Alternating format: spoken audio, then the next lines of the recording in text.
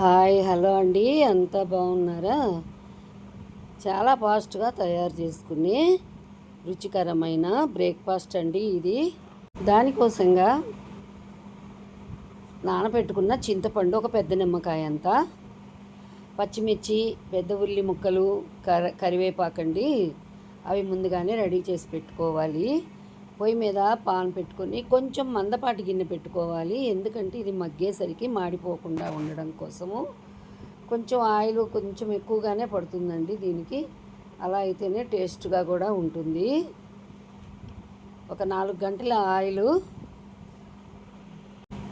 ఇది ఒక 1/2 కేజీ రవ్వకి కొలతలండి. ముందుగానే కనుక మనం వాటర్ కొలిచి పొయ్యి మీద పెట్టుకున్నామంటే దానిలో మనం ఈ చింతపండు పులుసు కూడా పోసేసుకోవాలి. కాగుతూ ఉంటాయి. ఎందుకంటే చాలా ఎర్లీగా అయిపోతుందండి. హడావుడిగా ఉన్న టైంలో మీకు ఈ టిఫిన్ చాలా ఫాస్ట్గా అయిపోతుంది. ఇలా తయారు చేసుకోవచ్చు. ఇది వేడిగా కంటే కూడాను చల్లారిన తర్వాత ఇంకా టేస్టీగా ఉంటుందండి. దానికి కాను పచ్చిపప్పు, మినప్పప్పు, జీలకర్ర, ఆవాలు, వేరుశనగ గుళ్ళు తగినన్ని. ఈ టిఫిన్ మాత్రం అందరూ ఇష్టపడతారండి. నేను కాపురానికి వచ్చినప్పుడు మా అత్తగారు ఇలా చేస్తుంటే నేను నేర్చుకున్నాను. దీన్ని మనము రాత్రి పొద్దుపోయిన తర్వాత తయారు చేసుకుని ఏదైనా మనం టూర్కి వెళ్ళాలనుకుంటే తీసుకెళ్ళొచ్చండి. ఇది చల్లారిపోయినా చాలా టేస్టీగా ఉంటుంది. కాబట్టి బయట ఆరోగ్యం కాదు కదండి ఎక్కువగా తినడం అనేది. ఇలా దీన్ని తయారు చేసుకొని చక్కగా మనం బాక్స్లో పెట్టుకొని పోతే దీనికి ఎలాంటి అంజుడు కూడా అవసరం లేదండి. తాలింపు వేగిన తర్వాత అప్పుడు పెద్ద ఉల్లి, కరివేపాకు వేసుకున్నామంటే సరిపోతుంది. ఉల్లిపాయ ముక్కలు, పచ్చిమిర్చి మగ్గడం కోసం కొంచెం సేపు పైన మూత పెట్టుకుందాము. అలా మూత పెట్టుకుంటే మరీ ఎక్కువగా ఫ్రై అవ్వక్కర్లేదండి. మీడియంగా అలా ఫ్రై అయితే సరిపోతుంది. ఇప్పుడు మనం కరివేపాకు కూడా వేసేసుకుందాం. పిల్లలకు లంచ్ బాక్స్ కింద కూడా పెట్టి ఇవ్వచ్చండి. ఇది వేడిగా తినాలనే ఏం లేదు. చల్లారిపోయినా కూడా చాలా టేస్టీగా కూడా ఉంటుంది. ఒక్కసారి చేసుకున్నారంటే మీరే మళ్ళీ చేసుకుంటారు.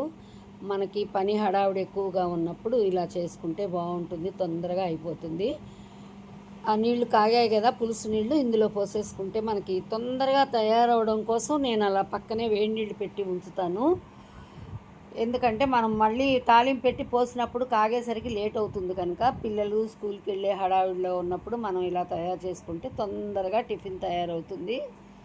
అలా తగినంత ఉప్పు, పసుపు కూడా వేసేసుకోవాలి. దీనిలో ఎసరు ఆల్రెడీ మరిగే ఉన్నాయి కాబట్టి మనం ఈ బియ్యపు నూక కూడా పోసి పెట్టుకోవాలి. ఈ బియ్యాన్ని శుభ్రంగా కడిగి మనం ఆరబోసుకొని మనం మిక్సీ జార్లో వేసి పెట్టుకున్నా కానీ బాగా నిలవ ఉంటుందండి. ఎప్పుడు కావాలంటే అప్పుడు మనం ఇది తయారు చేసుకోవచ్చు.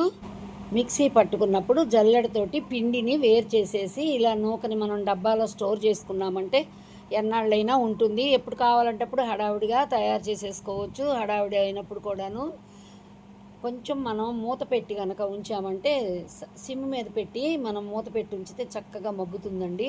కాకపోతే ఇది తయారు చేసేటప్పుడు కొంచెం మందపాటి కుక్కర్ కానీ వేరే మందపాటి గిన్నె కానీ పెట్టుకుంటే మనకి బాగా మగ్గిపోతుంది. టేస్ట్ మాత్రం అదుర్సండి. అందరికీ నచ్చుతుంది. పిల్లలకి, పెద్దలకి అందరికీ నచ్చుతుంది.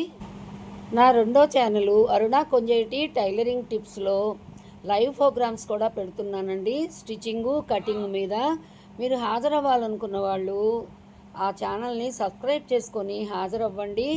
మీకు కటింగు, స్టిచ్చింగు కూడాను అన్నీ పెడుతున్నాను.